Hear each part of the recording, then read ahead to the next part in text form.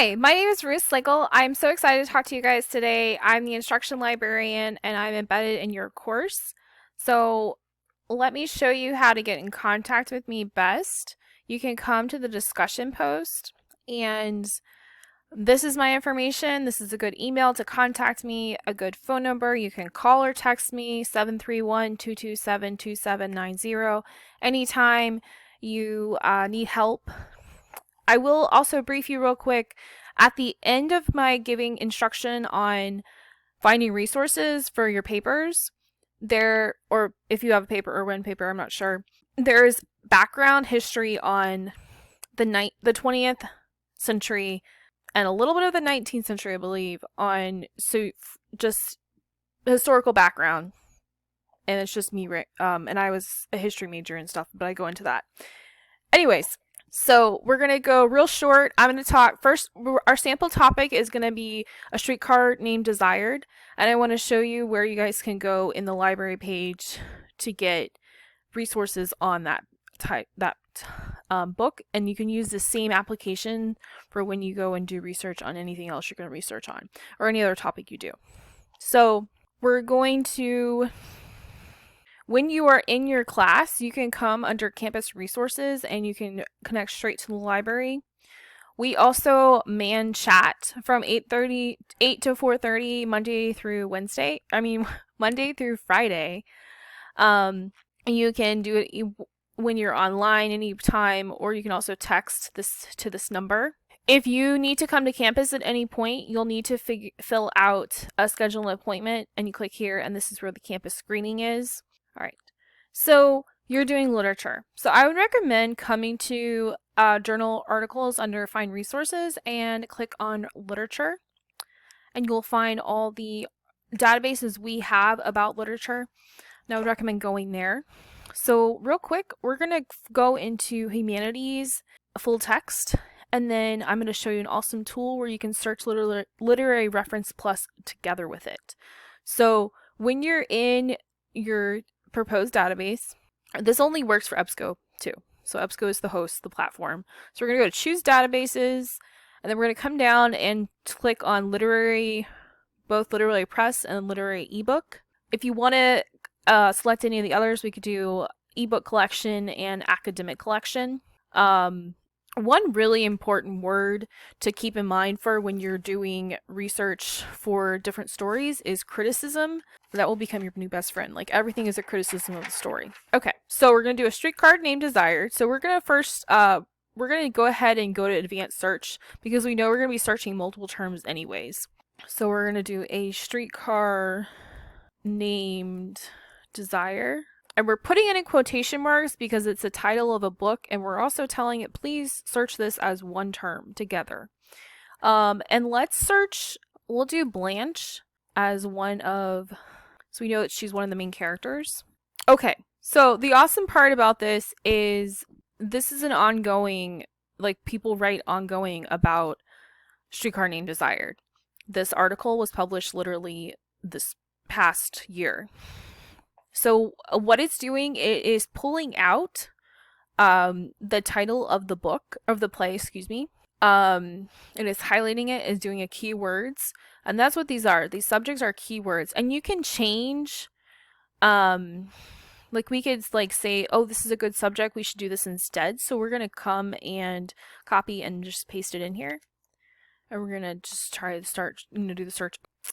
By doing that, we have narrowed our topics to only 6 possibilities to look at. Okay, so these critical insights, it's a really good book. They're really well written. So these are actually chapters out of this book called Critical Insights, and then it's Tennessee Williams. And they write on various different authors. So let's just go ahead and let's choose this one. So, no past in who wins in a streetcar named Desire. So they will tell you an abstract of what the book is going to be about, which is awesome. And then they give you different subject terms that are identified with this specific book or chapter. Over here we can go ahead and select the PDF. You can see the PDF. And so there is the chapter that they have scanned from Critical Insight. You can email this to yourself. Over here is email. You can email it. You just tell it where it's going. You can tell it, you can go ahead and say like, hey, I want it in MLA, the citation format. You can also get the permanent link and you can copy and paste it to yourself. You can also a really awesome feature in EBSCO is you can create a folder, an account. And so like you create that account and that's specifically just for EBSCO products. So you could sign in, I have one, and then you could save everything. So it's, I just have them save it. So once you're signed in, I can say I want to add this to my folder over here. We add to the folder. I have very specific ones, so I can just tell it, just add it to my folder, and it will go into my generalized. And as you all probably saw just there, I have other ones like Arabian Nights, and I have categorized. You can come over here and customize your folders and categorize based on the topic or the clash if you want, to kind of like keep everything together. One final thing in EBSCO before we go back out, you can come over to this cite tool.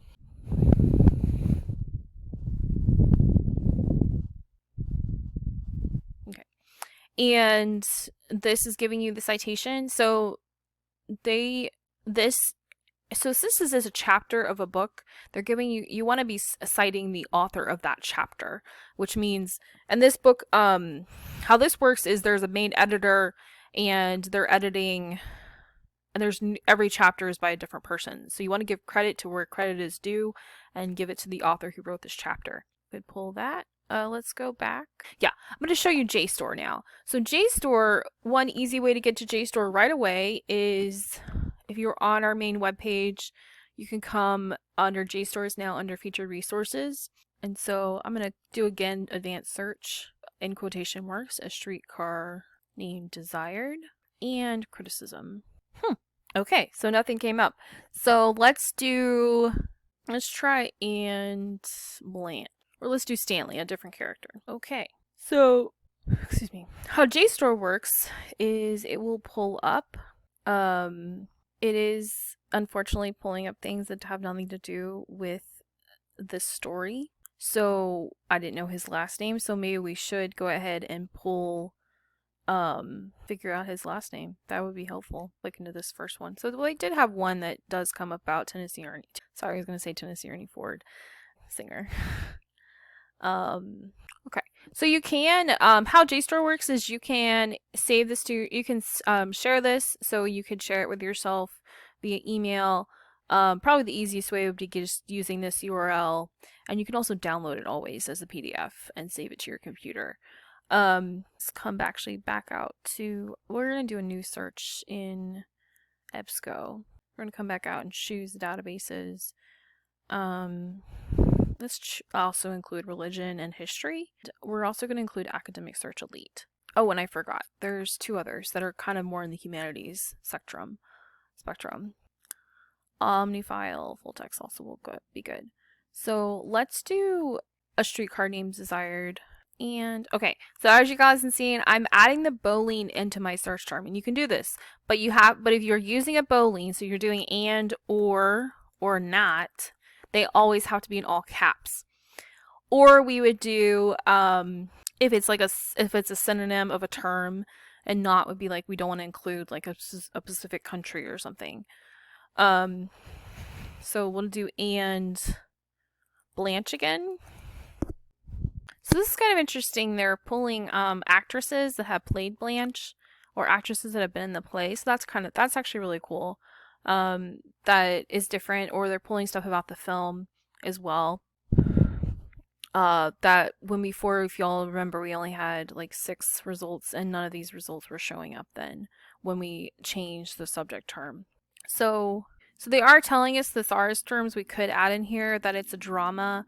So we could do Streetcar and Desire, or drama, or we could do or play, like other meanings it could have. You can also come in and Make sure that all your results are in English. You can also come and limit your results. So if we wanted to come in here and take out magazines, we could just do reviews, academic journals, books, and we'll do overviews, and then we update it. And the reason you choose the show more is so you can do you can click on multiple types of sources at the same time. So this is a great topic to do. There's a lot of research on here. Again, like there's a lot coming up in that critical desire. So one thing to keep in mind is scholarly sources. So some of these, even though they're listed, they aren't necessarily scholarly sources. But what they're doing is they're reviews of actually a book that is about A Streetcar Named Desire. So I'm actually curious to see if we have this book, When Bloch Met Brando, The Scandalous Story of A Streetcar Named Desire. So I'm going to come in here and take this out. So I'm going to copy and paste it. And we're going to come back to the library's main page. And we're going to plug it in here. It's showing up the history. It's showing up, but then it also is bringing up other things that didn't come up before. So Polish language and history in A Streetcar Named Desire. And this brings us to Gale sources. So Gale sources are a great, also really great resource for these database for the literary sources that are different from EBSCO. They are talking about the book some, but they're also talking about little other stuff. So if you wanted to, say this like, I don't want to read through this, you can also download here, and it will download it as a PDF. It will also give you more information about the article itself, like for when you would cite it. So this is all the information essentially that you need for your citation. Yeah, so good luck. I look forward to talking to you guys. Oh yeah, one final thing is we are offering, you can chat with us when you're in a summon, and you can come and ask us a question here. Now, if you chat with us when we're not, when chat is offline, it will be sent to us as an email, and and if you happen to do this and you want to talk to me, like say, hey, I need to talk to Ruth. She's in one of my classes. She's my embedded librarian, and I can connect with you. But anyways, I hope you guys have a great day. And the second part of this will be about the history of the world leading up to modern American history. I will talk to you guys later. Bye. I love history. Like, I'm really enthusiastic about it. So if y'all are having like, you're having, you want someone to talk about your ideas, you need someone to kind of just maybe help from the historical aspect, give you recommended resources, any of that, I can totally be there for you to do that. So I looked at your syllabus and saw that y'all are doing, so you're going to start reading, you might even have already started, well, right now you read Faulkner, and then you're reading Hemingway, and you're going to start reading Tennessee Williams. So I did read A Streetcar Named Desire by Tennessee Williams. So it's a very interesting play, I will say, in being sarcastic about that. It was very dark, but good luck when you guys read it. So, okay.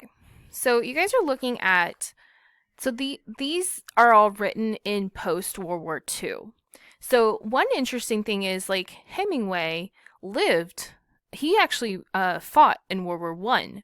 So he has seen the world basically fall apart twice, essentially. Like, and even has some kind of is what is going on right now with the coronavirus. Yeah, it is actually going on. So the world is falling apart again. Anyways, we won't make any jokes about that anymore. But yeah, so I'm just going to show you some books that I found that to give you kind of a background that we have these in our library physically, and I'm going to look them up and see what I can find comparably in our ebooks. I just haven't had the chance to do it, getting these videos out to you guys as soon as possible, but I will look them up and I will send Professor Powell those books. And if you yourself want any recommendation for books, please email me. You can see my information. So come to About the Library, library staff, Ruth Slagle, instruction librarian. So as of tomorrow, I will be remote. You can call my office if you want. Or you can call this number. So I have set up a Google number that will transfer to my cell phone. So the number is 731-227-2790. If I don't pick up, leave me a message or I will actually just call you back. So just be expecting that. So yeah, you can... I actually just had a student call me today. So do not be scared. I'm here to help you. Like, it's going to be we're going to get through this together. It's going to be hard the next couple of weeks. But all the more reason why you should plan early. If you are having trouble, you don't have access to internet, or maybe you have access to internet like in short spans, then call me and I can help you find resources. And then like when you have internet, those resources will be available for you like right there in an email. And that's totally cool. Okay, so World War II happened. We have the pictorial history of the SS, so 1923 to 1945. Now, I was going to come to your class and bring these with me, but this is how it's going to happen instead. So we have like full-on SS insanity that went on, and the reign of terror basically in Germany for... so there's... I don't know how many of you... I hope all of you know about World War II. Now, if you don't, you should be you are severely lacking in your information. So I know there's like estimated to be, so let's see, I can give you we'll give you a give you a quick rundown of what happened in the 19th century. Just looking at seeing who you guys read. Oh, you even read some Emily Dickinson. Okay. Interesting. Oh, wow. Oh, holy smokes. Okay. So modern American literature. Right. Oh, you do Civil War. Okay. So I will do like where you left off at okay. Okay. American Civil War happens. The Union against the Confederacy. So, the 11 states in the Union can succeed, and we have a war, the Civil War. Some people call it the war between the states.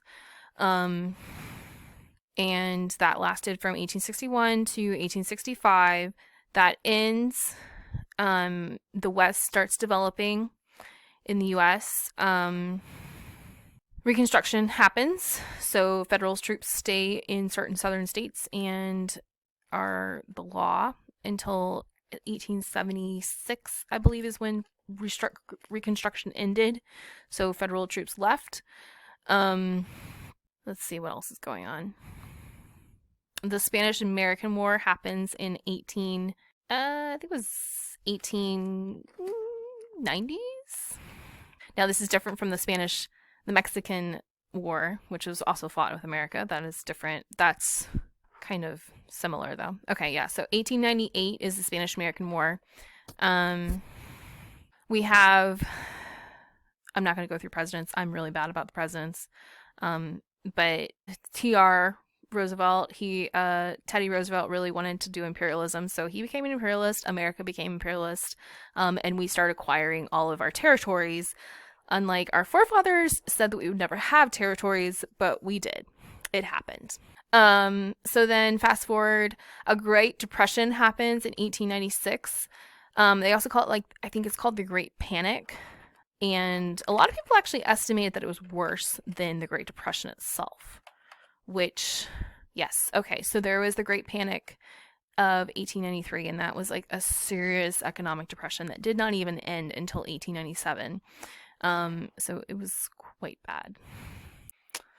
Leading up into Teddy Roosevelt has his presidency, and he is president until 1909, and then after him we get Taft.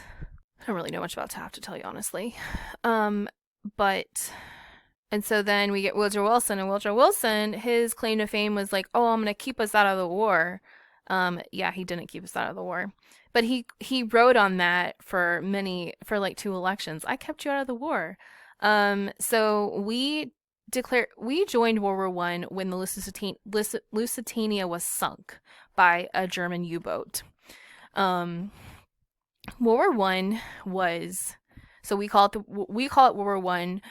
Most of Europe calls it the Great War or the war to end all wars, because that's what they represented it as. I think in some places in England they call it the People's War because so many people were a part of it and so many people died. Like a lot of people died in this span. If you want to talk about death rates, so like World War One, catastrophic. Okay, so about 40 million people died in World War One. Insane. And that's including civilians and military, which is insane. And that's over 4 years. And then they have the Spanish flu, which a lot of people are equating what's going on with coronavirus today with the Spanish flu. And that it expanded because it started in basically Spain, and then the troops were coming home, and it was also worse because literally, okay, I don't know how much you guys know about wars, but especially World War One, like most wars are like this. They fight on the farmlands, like they fight where people go and grow their food. They destroy, like it destroys and decimates lands. You know, people's farms, their livelihood. Factories were out of shape. And then because people aren't clean, so cholera was like rampant through the trenches, and the trenches were awful. I don't know how much y'all know about the trenches, but they were disgusting. Like disgusting. It was nasty. Movie. So I'm going to recommend movies to you guys. I like movies a lot. So Dunkirk is. So there's. Oh no, Dunkirk is World War II. Dang it. Oh, dang it. Okay, but 1917 just came out. I think I've seen it actually. Yeah, I haven't seen it. I've heard it's really good. So 1917 just came out. I'm trying to think what other World War One movies we have. Okay, so one other thing to also mention is the World War One. They also call it the war to end all wars, and it is also like the war that ended all empires. I think they estimate like 19 empires fell apart after World War One. Like it destroyed Europe. And so what we know is the Great Depression, like World War One, like after World War One, like most of Europe like dove straight into depression. Like it took us like basically like 10 years for it to actually happen, but they were in depression right away. Like they didn't have any crops. Germany, the Treaty of Versailles was destroyed Germany as a country. And a lot of people also blame like World War One is like they call it the Cousins War because basically everybody in Europe was a cousin. They were all related to each other, all the monarchies, because Queen Victoria married all her children off to all the monarchies in Europe. So like it was called the Cousins War too. Anyways, I can go on and on about World War One. I have done a lot of research about World War One and really like that. Well, like reading about that period. So this is actually a movie about the Armenians. Armenia is actually the oldest country in the world that converted to Christianity. They converted in the 400s. It is a very old nation. They've had a long, extensive history.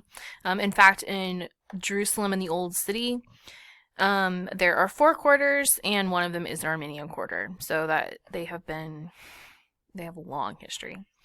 It's a really great that, and in the genocide, this is included, of course, in the 40 million of people that died, but I'm pretty sure over 1 million Armenians died. And the Turks would just go in and clean out entire villages, much like the Nazis would. So, anyways.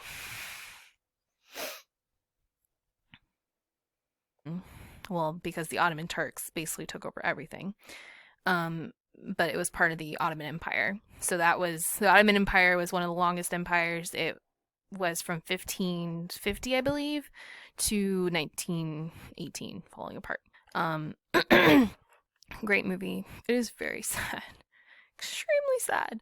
And then we get into the whole, so we have all the empires falling apart and toppling over. So that means like geographically, all these lines are redrawn. Like Europe changes drastically. So let's do a map of Europe. Okay. So as you can see, like this is all of Russia. Germany is here. Austro-Hungarian, all the Ottoman Empire. Like it was huge. Spain kind of stayed the same. France is the same simply. But France also had this part. This is Algeria. So yeah, Sweden and Norway were one country. They weren't separate. Okay, and then if we let's do 18. Whoops.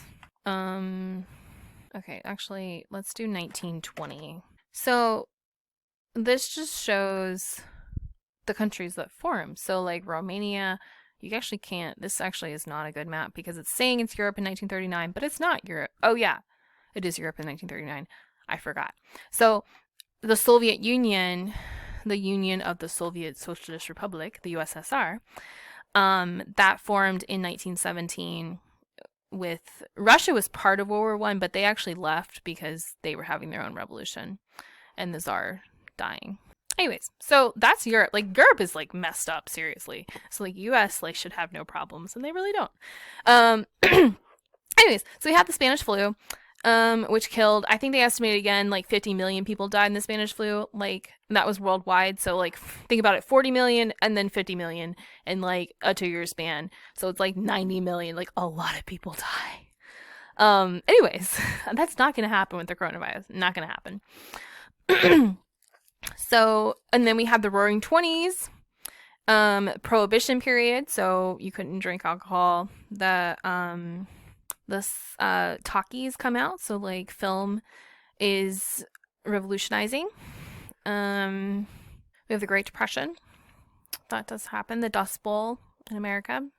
Germany is like we saw the USSR, so like 1923 they're kind of like starting, but like full on by like 1930 Adolf Hitler is in charge in Germany and reign of terror begins for the Germans. I'm trying to see if I don't have anything else. Okay. So then World War II happens. Again, Europe is rewritten. History is rewritten. Insanity happens. More people die. So one thing, so like I have a book on Stalin's genocides. So Stalin, dear Stalin. So during the majority of the USSR being in, there was Lenin, and so Vladimir Lenin was so he basically started the revolution. So he was in charge from like 1917 basically. So when Tsar Nicholas II abdicated to his death, so Lenin's death in 1924, and then he was succeeded by Stalin. So Leningrad, which today is or was St. Petersburg. Okay, so St. Petersburg. So it's named after Tsar. I can't remember. Oh yeah, I'm gonna forget this. It was founded by Peter the Great, and so that's why it's called St. Petersburg. And then when Lenin was the president essentially. It was called Leningrad, and then when Stalin succeeded, it became Stalingrad, and then after USSR broke up, we went back to being St. Petersburg. So yeah, it's just insane, and it was on the river. So Stalin genocides. So Stalin would just, he killed a lot of. Actually, there's a lot of estimations. So a lot of like records in USSR were like undocumented, and they didn't like keep, or they just didn't like to publish their records necessarily. So there's actually estimation that Stalin probably killed more people than we have records of, which is insane to think about. So like the Holocaust, they estimate, I think they estimate 12 million. Yeah. So it's estimated like 12 million people died during World War II. Or during the whole, like as a result of the Holocaust. They estimate about 6 million of those were Jews and about 6 million were everyone else. So that could be political, church, like the people in the church, like the Catholic Church helped a lot of people, a lot of priests. That would be resistance, anybody who fought in the resistance. So So they're estimating Stalin killed way more than that, which is insane. Anyways, the world is like, so all that to say, like, the people you're reading about are living in this very, like, tumultuous, like, very depressing time periods. And they're just coming out of, like, these two horrific world wars that occurred. So World War I was 4 years, and World War II was 6 years, like, insanity. Okay. And some of them actually fought in it. So this is another one. This talks about Hitler's Britain, or Berlin, sorry. And then I don't think I have any others. Okay.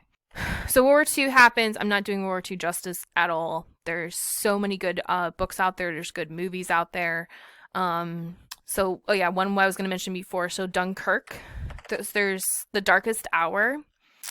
Dunkirk. This movie is really good. Okay, I recommend if you watch this movie, make sure you watch The Darkest Hour first, because it's actually about the same event. It's just from different perspectives, and it will make the Dunkirk make more sense. So Darkest Hour, sorry, not Darkest Hours. Yeah, okay, Darkest Hour. This is Winston Churchill is the Prime Minister of England, and it is showing like what he did in relation to Dunkirk. And there's also a lot of people didn't think Hitler was as bad or was going to be as bad as it was. So they did like peace treaties with him, and they like would meet with the German chancellor and be like, please, you know, like trying to figure out not having a war. And those all failed, of course, because Hitler wanted a war. He wanted to rule the world. Like he wanted to be a world dominator. Okay, now some of you might ask, how did the USSR become so big? And that is because when the Allies entered, so our big allies during World War I were Britain, America, Canada, Sweden was neutral, Switzerland, a lot of these places, and then like a lot of places were allies essentially, but they were overtaken by Hitler or Russia.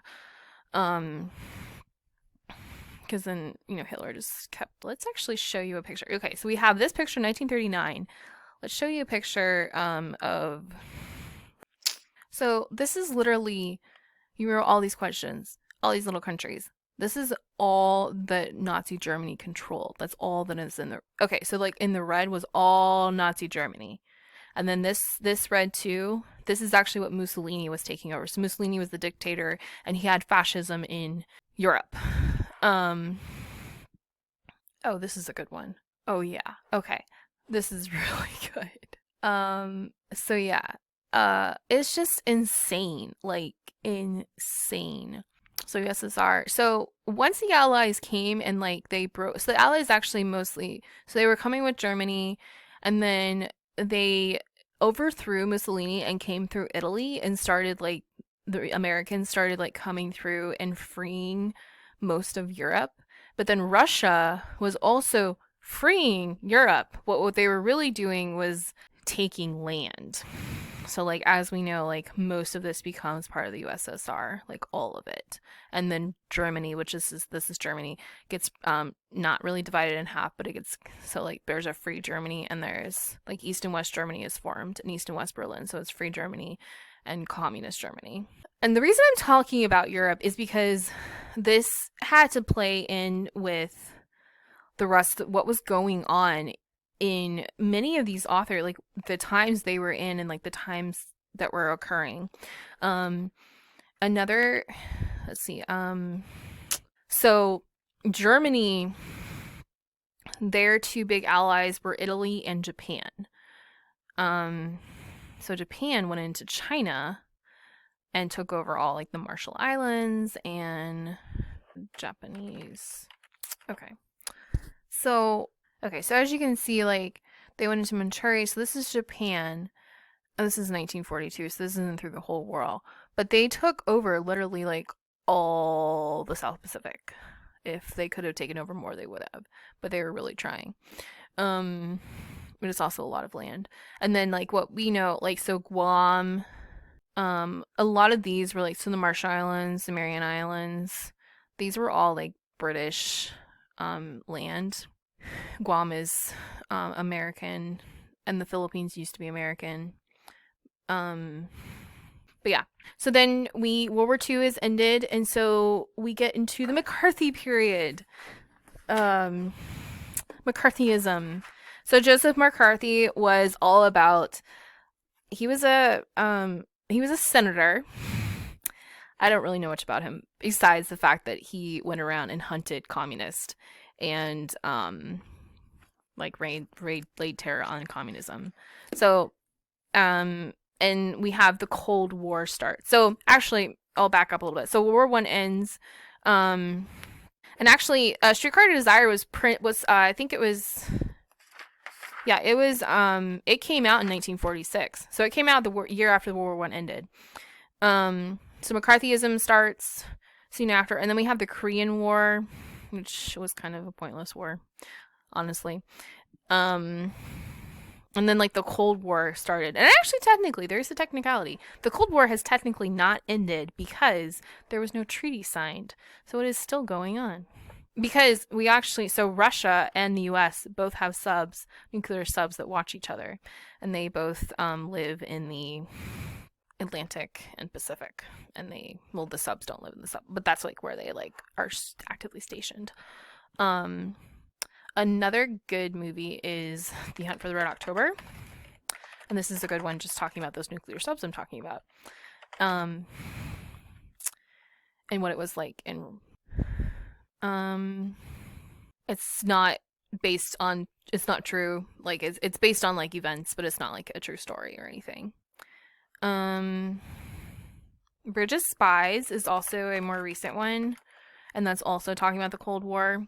This is I'm pretty sure this is a true story. Yeah, this is a true story. It's a good one. And then if you want a funny one, A Man from U.N.C.L.E. is actually hilarious. It's also about the Cold War. It is not a true story, but it's about the Cold War, and it's hilarious. It's so funny. Anyways, okay, so we have the 1960s, which is the Cold War full on. So these are just books. And this one's actually Great Speeches in History, and this is like talking about great speeches that happened during Cold War or during the 1960s in America. So actually in the 1960s we have Dr. I should have brought one, I'm sorry. One on Dr. Martin Luther King. So he leads the marches on Washington. So the first march happened in 1941, and then there was one that happened in 1963. And he writes his famous letter from Birmingham jail.